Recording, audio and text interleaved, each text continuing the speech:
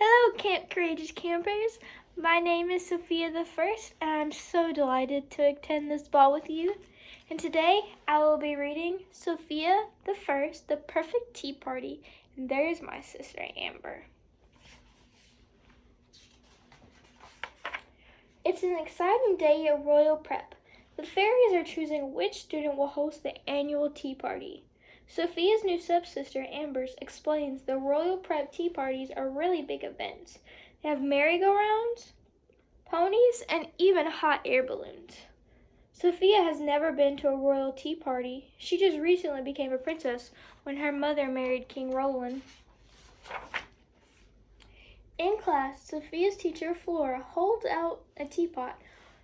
Only students who haven't had the chance to host a party should submit their names, says the fairy. Sophia excitedly drops a slip of paper with her name on it into the teapot. Flora uses her wand to stir the pot. Soon, a paper magically floats out. The host of the next Royal Prep tea party will be Princess Sophia! Sophia is thrilled. You can throw any kind of party you would like, Flora tells her. This is your chance to show us who you are. On the ride home from school, Sophia talks about the tea party with Amber and her stepbrother James. There have already been so many big fancy tea parties, she says. I'd like to throw a simple tea party like I used to have in the village. My friends and I would spread blankets on the ground and borrow teacups from our mothers. James thinks that sounds cool, but Amber doesn't. No one wants to use borrowed teacups, she exclaims. When it comes to royal parties, the bigger the better.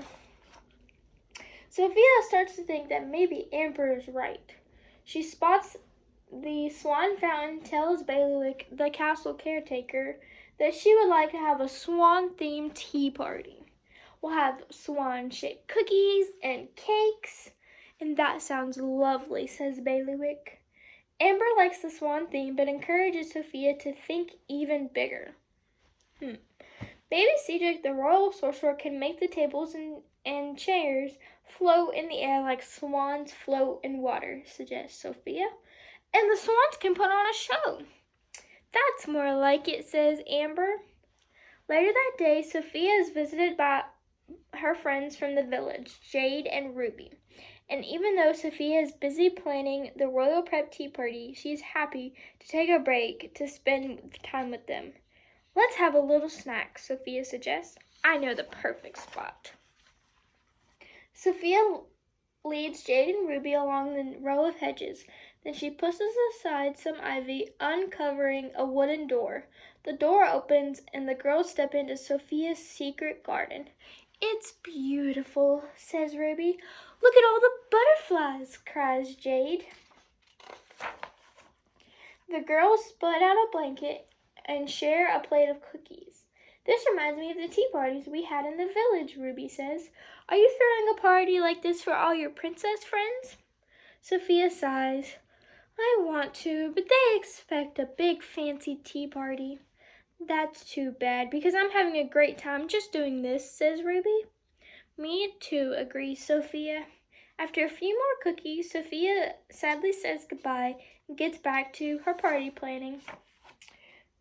Ah, Princess Sophia, you're just in time to choose the plates for your party, Bailiwick says as Sophia enters the dining room. Sophia looks at all the choices, and she likes the plain white ones. Amber shakes her head and holds up a large, shiny gold plate. You need something like this, she declares. Remember, bigger is better. Sophia gives in and agrees to use the large golden plates. At another table, James is happily munching on swan-shaped cookies. Those are great, he declares as the crumbs fall from his mouth. You should order 200 of these cookies for the tea party and make them as big as possible, Amber tells Sophia. You'll need a large swan cake, too.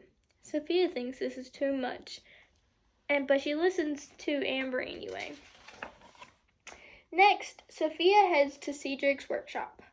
I'm hosting a tea party tomorrow, and it would be great if you could make all the tables and chairs rise up just a little bit off the ground Sophia explains to the royal sorcerer. Do you have a spell like that? Cedric points his wand at the beaker on his work table and says, Floticus hoveraboo, and the beaker twitches magically and rises into the air. That's terrific, says Sophia. See you at the party tomorrow. Sophia goes into the swan fountain. Luckily, the magic amulet King Roland gave her, the Amulet of Avalor, gives her the power to talk to animals. I'm hosting a tea party and was hoping you could perform a water ballet, she tells to the swans. It would be our pleasure, replies Portia. Great, see you tomorrow, says Sophia, and rushes off to find the perfect tea party dress. As the royal dressmaker hems her gown, Sophia tells her mother about the tea party. It's going to be so big and fancy. Amber says everyone is going to love it. She sighs. But part of me wishes I could have a sweet tea party like the ones I used to have with Ruby and Jade. I'm sure everyone will be pleased no matter what kind of party you throw, says Queen Miranda.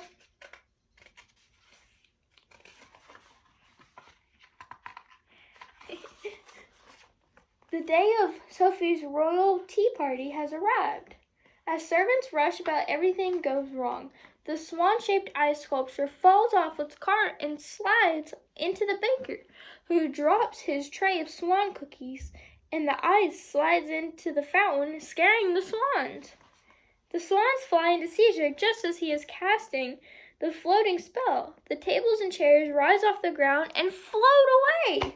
Sophia can't believe her eyes. The princess regrets listening to Amber. Her party is ruined, and the guests are on their way. Sophia wants to cry. Then she spots a butterfly and knows exactly what to do. When the students and fairies arrive, Bailiwick moves some of the ivy and pushes open the wooden door and welcomes them into Sophia's secret garden. Blankets on the grass have been set with teacups and cups. Butterflies flutter over the flowers, and all the princesses love it, including Amber. Nice job, Sophia. I guess bigger isn't always better, Amber admits. Princess Sophia, what a charming party, Flora tells the hostess. Some peppermint tea, a pretty garden, and a beautiful view. Who could ask for any more? All the guests raise their teacups and cheer to Princess Sophia. Sophia is pleased to learn that even princesses can enjoy simple things. She giggles and raises her own teacups. Hooray for me! And that was Sophia the First. And I hope you have a good day, and always remember to stay brave, strong, and fearless. Bye!